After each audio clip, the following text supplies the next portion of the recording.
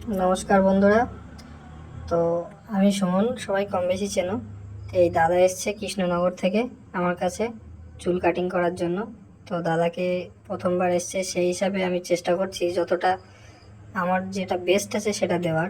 তো দাদার চুলদাড়ি কেমন কীভাবে জেনে নিয়েছি, তো জেনে নিয়ে দেখে নিলাম এবং দাদা আমাকে বললো যে এমন করে কেটে দিই। তো আমি দাদাকে বললাম যে আমি কাটি, তুমি দেখো কেমন হয়। তো দাদা আমাকে বিশ্বাস করলো, বললো ঠিক আছে কেটে দাও। তো সেই হিসাবে আমি দেখে নিয়েছি। অ্যাকচুয়ালি দাদার চুলটা শ্যাম্পু করানো আছে বলেই আমি আর নতুন করে শ্যাম্পু করালাম না এখন, কেননা শীতের ব্যাপার। তো কাটিং হয়ে গেছে দেখতে পাচ্ছ, এবার বিয়ার্ডও সেট হয়ে গেছে। ভিডিও বড় হবে তার জন্য আমি বেশি দেখাইনি। তো বিয়ার্ড সেট করার পরেই দাদা প্রথমে বলছিল যে কেমন হবে, আমি তো ভয় পেয়ে যাচ্ছি। আমি বললাম ঠিক আছে দেখো লাস্ট অব্দি কী হয়। তো দাদা দেখে পছন্দ করেছে, বলছে ঠিক আছে, আমি ভাবিনি যে এমনটা হবে। তো চেষ্টা করেছি যেটা বেস্ট সেটা দেওয়ার, সেটাও এখানে দিয়েছি। তো তোমরা দেখতেই পাচ্ছ। তো দাড়ি কাটার পরে একটু ক্লিনজিং না করে দিলে গলায় র্যাশ বেরোতে থাকে।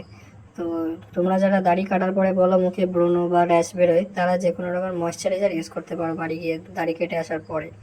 কেননা চামড়ার উপরে ব্লেড চললে বারবার সেখানে অসুবিধা হতেই পারে।